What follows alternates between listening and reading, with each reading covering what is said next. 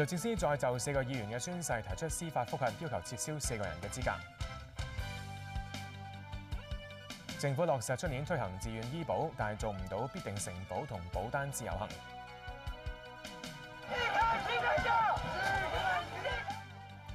喺台灣，民進黨政府提交勞工改革法案，觸發工會示威，引起混亂。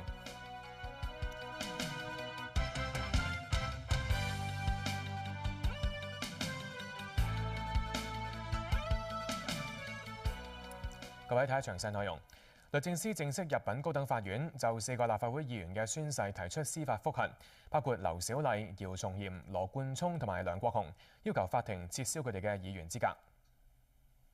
律政司司長嘅入稟狀針對4名議員劉小麗、姚松炎、羅冠聰同埋梁國雄，就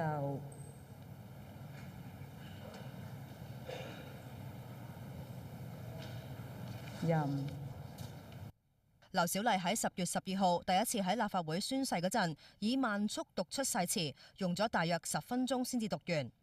定當守護香港制度公義，爭取真普選，為香港可持續發展服務。姚松炎就增加同埋修改誓詞嘅內容。中華人民共和國。而羅冠聰就將中華人民共和國嘅國字用另外一個音調讀出。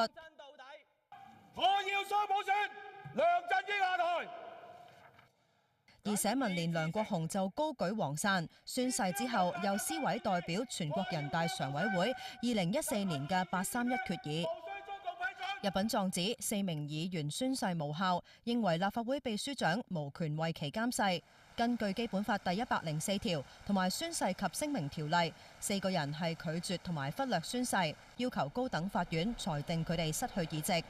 而律政司亦都代表行政長官梁振英同埋律政司司長挑戰立法會主席梁君彥，裁定該4名議員宣誓有效嘅決定，提出司法覆核，要求撤銷4個人嘅議員資格。無線電視記者詹前明報道。羅冠聰批評政府用訴訟打壓民主力量，梁國雄話政府用公帑無理褫奪民選議員資格。我自己個態度就係既來之則安之啦，係嘛？我都會去抗辯嘅，但係即係訟費都係相當貴，咁我考慮下訟費嘅問題啊。咁政府用公帑去褫奪一個由選民選出嚟嘅議員，其實我已經講咗係一個政變嚟嘅，即係改變香港人嘅政治選擇。政府最快出年落實自願醫保計劃，但係必定承保等涉及高風險池嘅2項措施會暫緩推行。政府前年年底提出自願醫保計劃，鼓勵市民用私營醫療服務，舒緩公營系統嘅壓力。按2012年價格計算，每年平均保費3600蚊，而保單要達到12項最低要求。其中涉及高風險池嘅措施，包括必定承保，有已知疾病嘅高危人士要附加保費會設有上限。投保人轉換保單嗰陣，亦都唔使重新核保。政府話過去2年同業界磋商，認為要落實保證承保有困難，決定取消設高風險池，並且剔除呢2項最低要求。其餘10項要求，例如承保需要住院或者指定嘅日間非住院程序等等，會透過保險監管局最快出年以指引嘅形式落實。大家對高風險池的確有個疑慮，而較早時候喺幾年前顧問做報告嗰陣嘅一啲數據呢，亦都需要更新嘅。高風險池我哋仍然都唔會放棄，亦都咧保持我哋喺立法上邊嘅工作。咁但係嗰個估計就要下一個階段先得。保險業界歡迎政府嘅建議。驗收公司可以話我照保你現有疾病啦，或者你嗰啲高風險嗰啲嘅嗰啲風險佢點做咧？佢就係一係咧就照正常咁加價啦，或者咧佢都可以咧係由個客選擇咧某一樣高風險佢就唔保佢嗰樣嘢咯。咁個保費就可以大幅降低㗎啦。有關注病人組織認為變身嘅自願醫保唔吸引。咁但係如果你話冇咗呢個嘅人壽保或者終身續保呢個嘅條款喺呢啲嘅話咧，換言之咧，而家買唔到保險嘅人咧，將來都繼續買唔到嘅。醫學界亦都認為市民缺乏誘因參與自願醫保，難以達到舒緩公營醫療壓力嘅作用。無線電視記者鄭瑞文報導。土地註冊處數字顯示，11月註冊嘅樓宇買賣交易金額按年大幅增加。有地產代理業界批評政府公布嘅新辣招無效。11月份土地註冊處有8600幾份樓宇買賣合約註冊，涉及金額712億元，較舊年同期升咗1.39倍。其中涉及住宅樓宇嘅金額達到616億元，按年上升接近2倍。呢兩個數字有大約30日滯後，再參考反映私樓樓價嘅中原城市領先指數，11月嘅數字企穩喺全年嘅最高位。政府為咗壓抑樓價，上個月初加辣，地產代理業界聯席會議8個商會同埋2間大型嘅地產代理公司話加辣之後，業主決定封盤，一手二手樓嘅交投量大減，反而推高咗樓價。每一次推咗出之後，嗰個樓價同埋租金呢都係向上升嘅，都係推高咗嘅。我哋覺得呢係治標唔治本。佢本來諗住阻嚇，哇！點知有啲人嚇到仲驚過而家，因為有啲人驚貨幣貶值啊，啲錢落到嚟香港，嗰種恐懼仲多過加印花稅嘅恐懼啊嘛。有學者提醒，無論買家同埋投資者都要量力而為。如果你買第二層，你又唔係香港人嘅話咧，而且或者半年之內再轉手咧，你個稅率可能會高到成50%以上。咁所以從一個即係投資角度講咧，有其他更加好嘅資產個回報更加高。學者預計，如果美國聯儲局今個月中加息0.25厘，將會令到樓價下跌3%至5%。無線電視記者李盼文報導。深港通開通之前，港股受外圍拖累，跌超過300點，全個星期累計跌158點。深港通下個星期一開通嘅消息被消化，市場轉向憂慮意大利修憲公投嘅結果。恒指低開之後跌幅擴大，收報22,564點，跌313點，成交增加到808億。市場即係短線嘅焦點啊，梗係放喺即係下個禮拜一深港通同埋意大利公投方面啦。深港通呢，我相信即係市場已經有充分嘅準備㗎啦。星期一開通呢，亦都唔係夠期望有好大嘅成交量嘅變化啦。咁所以我覺得只係一個心理嘅幫助啦，就可以穩定翻個市況啦。下個禮拜呢，揾個機會呢，再試翻22,800啦，甚至乎23,000點㗎啦。重磅股騰訊同中移動跌超過1%，友邦更加跌3%。有報道話，澳門可能要求攜帶大量現金入境嘅旅客申報，賭業股有沽壓，銀娛、金沙都跌大約4%，係表現最差嘅兩隻藍籌。無線電視記者于樂林報導。喺台灣，立法院計劃表決勞工改革法案，觸發工會示威。期間，民進黨黨團召集人柯建銘被示威者推倒，最少1人被捕。衝突中午喺立法院外發生，民進黨黨團召集人柯建銘返辦公室途中，被幾十個工會示威者包圍同潑水。期間柯建銘被推跌，警員嘗試扶起佢，但示威者繼續推撞，場面混亂。立法院原定計劃今日就勞工改革法案進行表決，但近100個勞工團體成員一直喺立法院外抗議，部分人更加施放煙霧彈，試圖衝擊警方防線，阻止法案通過。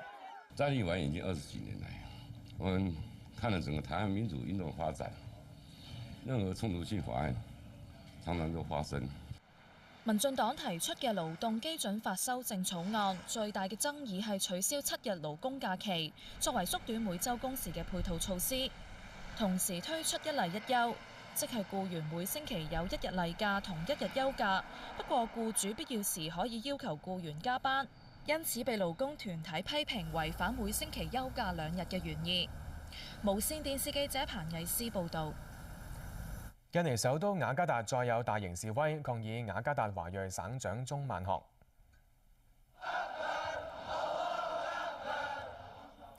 超過20萬伊斯蘭教徒喺雅加達國家紀念碑公園集會，要求當局拘捕鍾萬學。佢涉嫌褻瀆可蘭經，被警方調查，預料未來幾個星期展開聆訊。當地嘅傳媒報道，警方喺現場部署超過2萬警力維持秩序。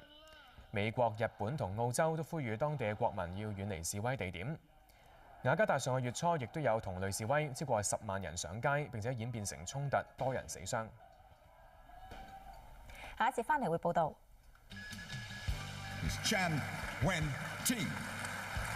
陳婉婷當選亞洲足協年度最佳女教練。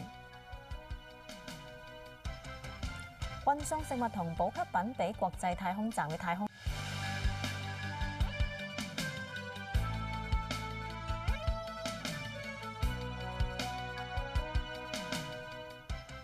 翻嚟新聞時間，東方足球隊主帥陳婉婷當選亞洲足協年度最佳女教練。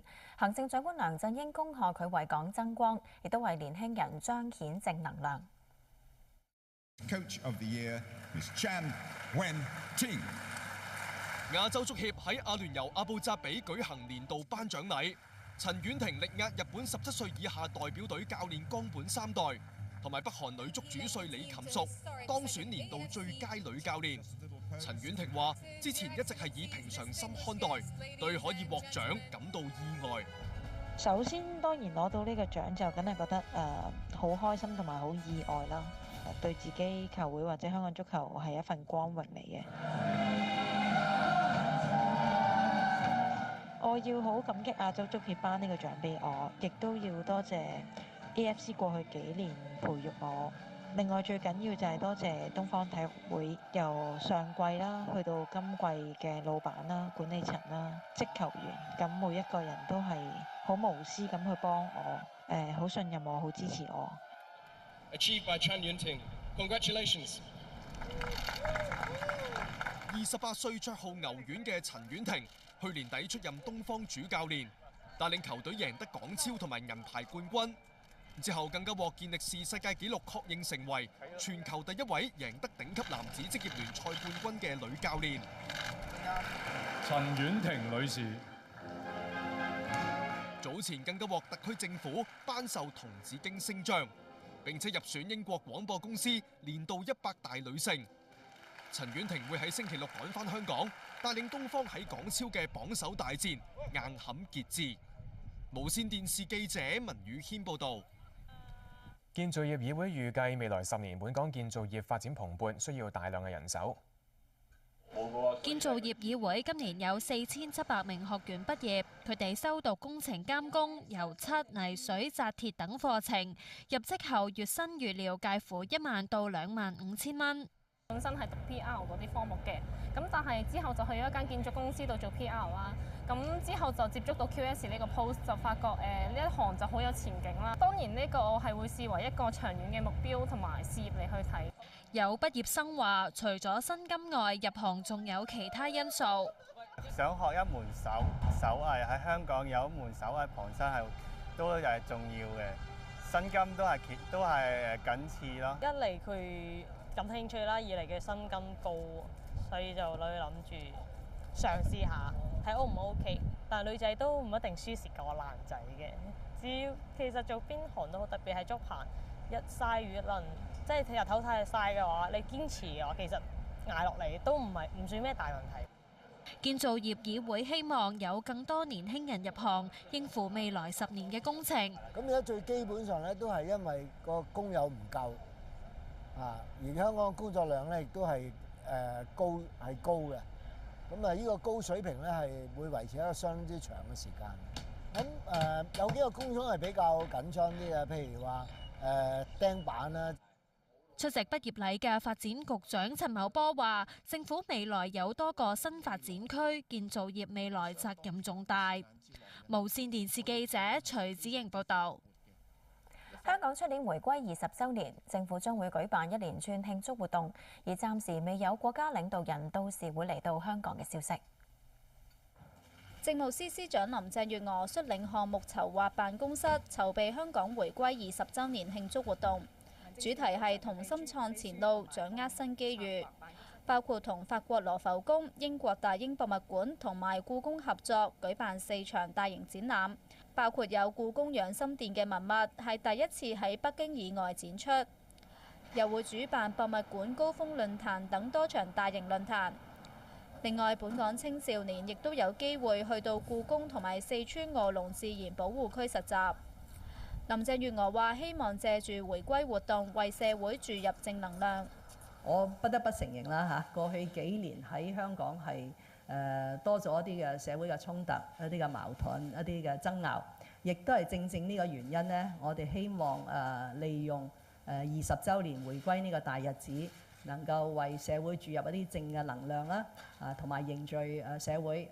出年政府都會換屆，過去4屆政府就職都有領導人來港，例如喺回歸15週年就有當時嘅國家主席胡錦濤。林鄭月娥話：暫時未知道到時會唔會有領導人來港。林鄭月娥話：香港回歸10週年嘅慶祝活動，佢都有份去籌劃。對比起10週年、20週年慶祝活動嘅起步更早，涵蓋嘅範圍更加廣泛同埋深入。無線電視記者李慧報導。22年前捲入姦殺案被槍決嘅河北青年聶樹斌獲翻案，最高法院話原審事實不清、證據不足，改判聶樹斌無罪。內地澎湃新聞報導，聶樹斌嘅爸爸同家姐知道聶樹斌翻案之後放聲大哭。最高人民法院話，經細緻審查原審認定嘅事實同證據之後，話當年聶樹斌嘅犯案時間、作案工具以及受害人嘅死亡時間同原因都唔能夠確定。另外，聶樹斌當年認罪嘅證供同其他證據有矛盾，兇徒或者另有他人，決定改判聶樹斌無罪。犯案之後，當年判錯案、殺錯人嘅河北省高級人民法院向聶樹斌嘅父母同親屬表達歉意。1994年，當年21歲嘅河北石家莊青年聶樹斌被控喺粟米田姦殺一個女人，法院判佢死刑，1年之後將佢槍斃。10年之後，另一個連環殺人犯黃舒金落網，佢主動供述自己先係聶樹斌案嘅真兇。聶樹斌嘅媽媽曾經接受本台訪問，話個仔係被屈打成招。我為了我的兒子清白，我要做出最大的努力來，就是這個信念一直支撐着我。直至前年，最高人民法院指令山東高院異地立案覆查河北呢一宗案件。無線電視記者吳慧欣報導。南韓在野黨預計下星期5向國會動議彈劾總統朴槿惠。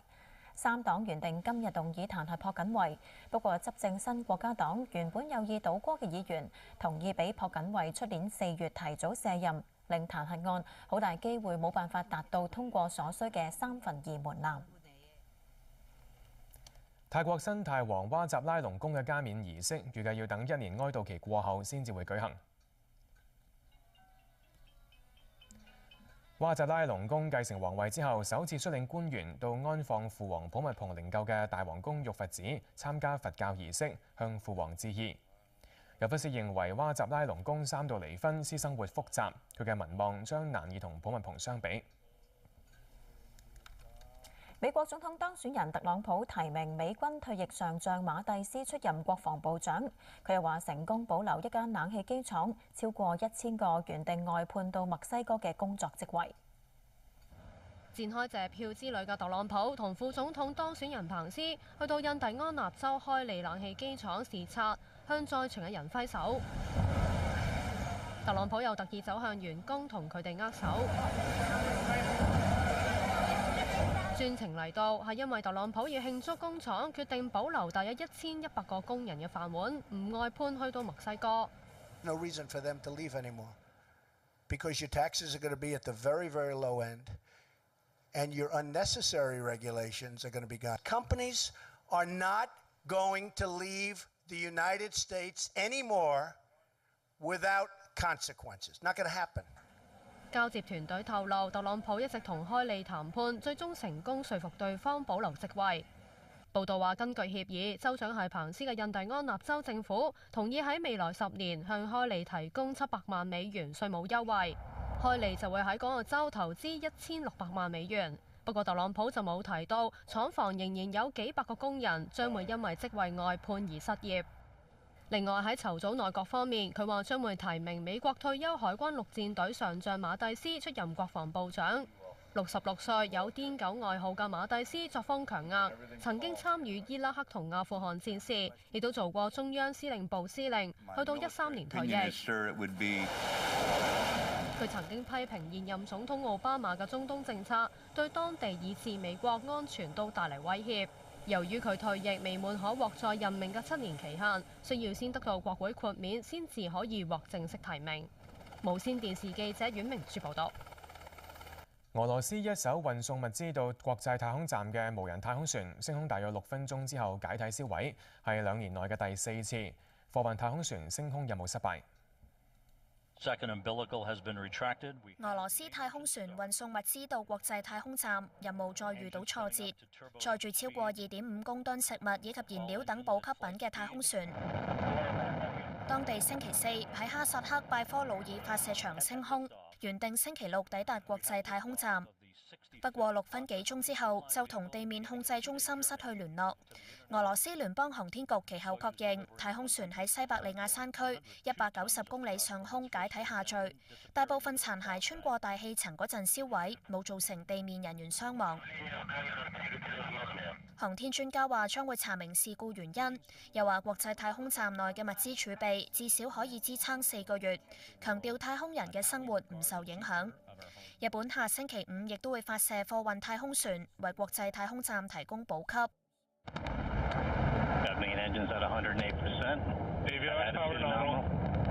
今次已經係2年嚟第4次有貨運太空船出事。美國同歐洲太空總署都話會繼續支持國際太空站嘅任務，並會加強合作，放眼更遠嘅目標。其中進軍火星更係未來太空探索嘅重要目標。歐洲太空總署同俄羅斯聯手開發嘅火星登陸器，上個月證實着陸失敗之後，署方近日再向成員國申請額外4億歐元，折合超過33億港元撥款，爭取喺2020年發射探測車到火星，展開地面考察，尋找生命跡象，希望揭開紅色星球嘅神秘面紗。無線電視記者馬慧珊報導。新聞報道完啦，再會。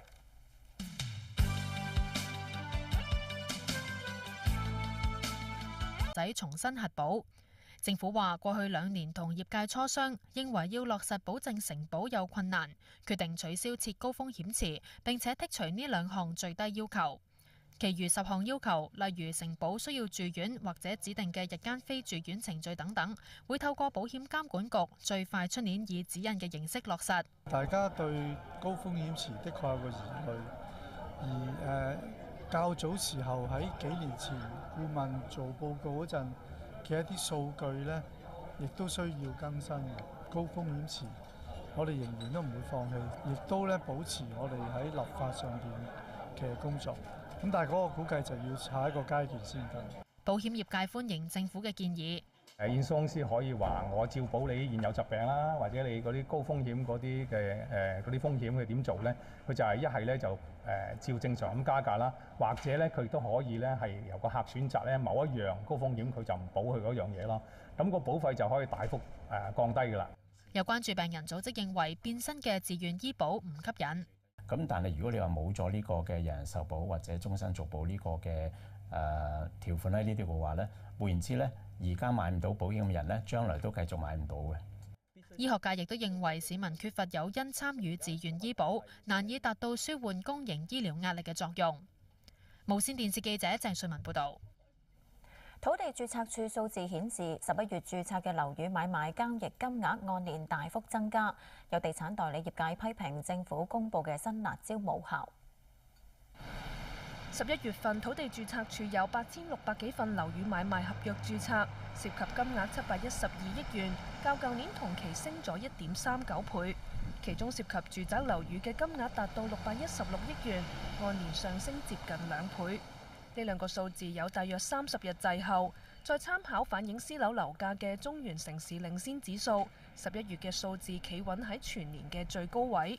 政府為咗壓抑樓價，上個月初加辣，地產代理業界聯席會議8個商會同埋2間大型嘅地產代理公司話，加辣之後業主決定封盤，一手二手樓嘅交投量大減，反而推高咗樓價。每一次推咗出之後，嗰個樓價同埋租金呢，都係向上升嘅，都係推高咗嘅。我哋覺得咧係治標唔治本。佢本來諗住阻嚇，哇！點知有啲人嚇到仲驚過而家，因為有啲人驚貨幣貶值啊，啲錢落到嚟香港，嗰種恐懼仲多過加印花稅嘅恐懼啊嘛。有學者提醒，無論買家同埋投資者都要量力而為。如果你買第二層，你又唔係香港人嘅話咧，而且或者半年之內再轉手咧，你個稅率可能會高到成50%以上。咁所以從一個即係投資角度講咧，有其他更加好嘅資產個回報更加高。學者預計，如果美國聯儲局今個月中加息0.25厘，將會令到樓價下跌3%至5%。無線電視記者李盼龍報導。深港通開通之前，港股受外圍拖累跌超過300點，全個星期累計跌158點。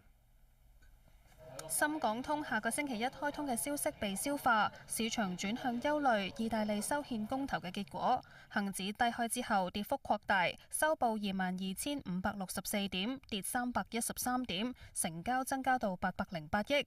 市場即係短線嘅焦點啊，梗係放喺即係下個禮拜一深港通同埋意大利公投方面啦。深港通呢，我相信即係市場已經有充分嘅準備㗎啦。星期一開通呢，亦都唔係夠期望有好大嘅成交量嘅變化啦。咁所以我覺得只係一個心理嘅幫助啦，就可以穩定翻個市況啦。下個禮拜呢，揾個機會呢，再試翻22,800啦，甚至乎23,000點㗎啦。重磅股騰訊同中移動跌超過1%，友邦更加跌3%。有報道話，澳門可能要求攜帶大量現金入境嘅旅客申報，賭業股有沽壓，銀娛、金沙都跌大約4%，係表現最差嘅兩隻藍籌。無線電視記者于樂林報導。喺台灣，立法院計劃表決勞工改革法案，觸發工會示威。期間，民進黨黨團召集人柯建銘被示威者推倒，最少1人被捕。衝突中午喺立法院外發生，民進黨黨團召集人柯建銘返辦公室途中，被幾十個工會示威者包圍同潑水。期間柯建銘被推跌，警員嘗試扶起佢，但示威者繼續推撞，場面混亂。立法院原定計劃今日就勞工改革法案進行表決，但近100個勞工團體成員一直喺立法院外抗議，部分人更加施放煙霧彈，試圖衝擊警方防線，阻止法案通過。在立法院已經20幾年來，我們看了整個台灣民主運動發展，任何衝突性法案常常都發生。民進黨提出嘅勞動基準法修正草案，最大嘅爭議係取消7日勞工假期，作為縮短每週工時嘅配套措施，同時推出一例一休，即係僱員每星期有1日例假同1日休假，不過僱主必要時可以要求僱員加班，因此被勞工團體批評違反每星期休假2日嘅原意。無線電視記者彭藝詩報導。印尼首都雅加達再有大型示威，抗議雅加達華裔省長鍾萬學。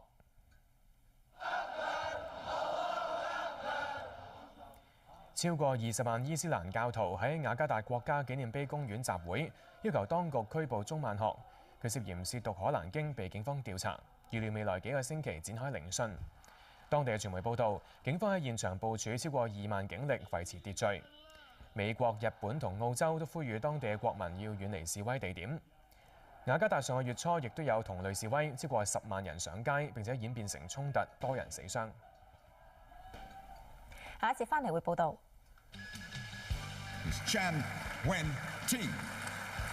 陳婉婷當選亞洲足協年度最佳女教練。運送食物同補給品俾國際太空站嘅太空。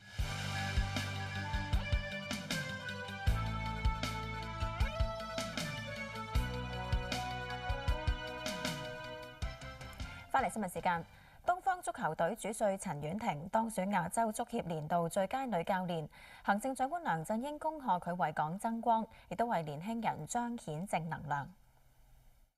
Coach of the Year is Chan Wen-ting。亞洲足協喺阿聯酋阿布扎比舉行年度頒獎禮，陳婉婷力壓日本17歲以下代表隊教練岡本三代，同埋北韓女足主帥李琴淑當選年度最佳女教練。陳婉婷話：之前一直係以平常心看待，對可以獲獎感到意外。首先當然攞到呢個獎就梗係覺得好開心同埋好意外啦，對自己球會或者香港足球係一份光榮嚟嘅。我要好感激亞洲足協頒呢個獎俾我，亦都要多謝 AFC 過去幾年培育我。另外最緊要就係多謝東方體育會，由上季啦去到今季嘅老闆啦、管理層啦、職球員，咁每一個人都係好無私咁去幫我，好信任我，好支持我。Achieved by Chan Yunting. Congratulations. 28歲著號牛丸嘅陳婉婷，去年底出任東方主教練，帶領球隊贏得港超同埋銀牌冠軍。之後更加獲健力士世界紀錄確認成為全球第一位贏得頂級男子職業聯賽冠軍嘅女教練。陳婉婷女士早前更加獲特區政府頒授銅紫荊星章，並且入選英國廣播公司年度100大女性。陳婉婷會喺星期六趕返香港，帶領東方喺港超嘅榜首大戰硬撼傑志。無線電視記者文宇軒報導。建造業議會預計未來10年本港建造業發展蓬勃，需要大量嘅人手。建造業議會今年有4700名學員畢業，佢哋修讀工程監工、油漆、泥水、紮鐵等課程，入職後月薪預料介乎1萬到25000蚊。本身係讀 PR 嗰啲科目嘅，咁但係之後就去咗一間建築公司度做 PR 啦。咁之後就接觸到 QS 呢個 post， 就發覺呢一行就好有前景啦。當然呢個我係會視為一個長遠嘅目標同埋事業嚟去睇。有畢業生話，除咗薪金外，入行仲有其他因素。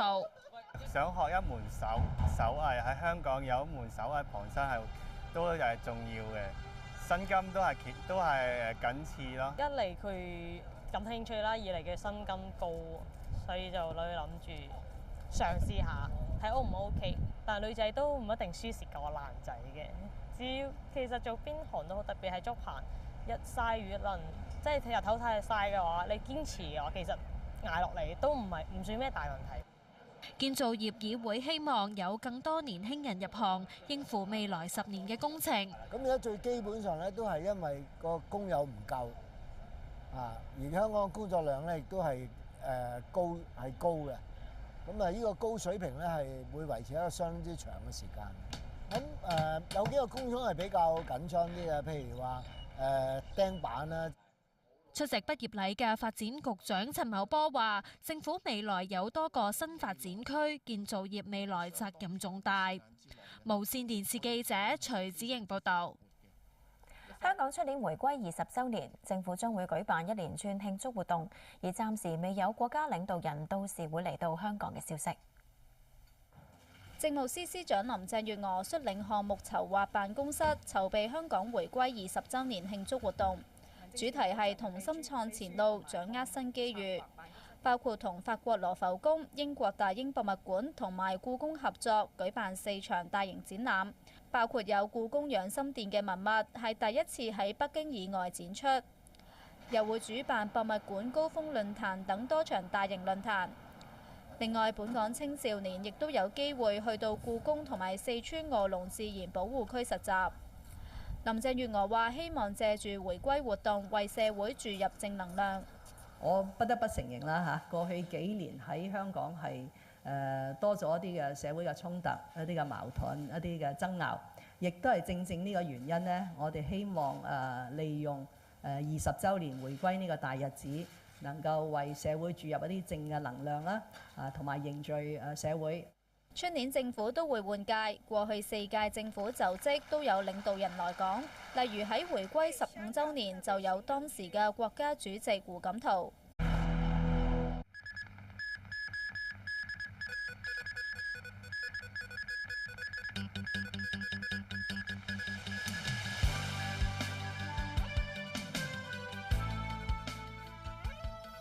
律政司再就4個議員嘅宣誓提出司法覆核，要求撤銷4個人嘅資格。政府落實出年推行自願醫保，但係做唔到必定承保同保單自由行。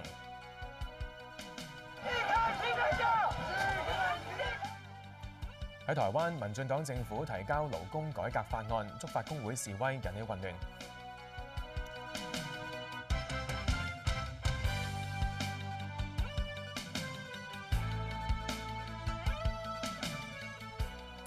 各位睇下詳細內容。律政司正式入稟高等法院，就4個立法會議員嘅宣誓提出司法覆核，包括劉小麗、姚松炎、羅冠聰同埋梁國雄，要求法庭撤銷佢哋嘅議員資格。律政司司長嘅入稟狀針對4名議員劉小麗、姚松炎、羅冠聰同埋梁國雄，就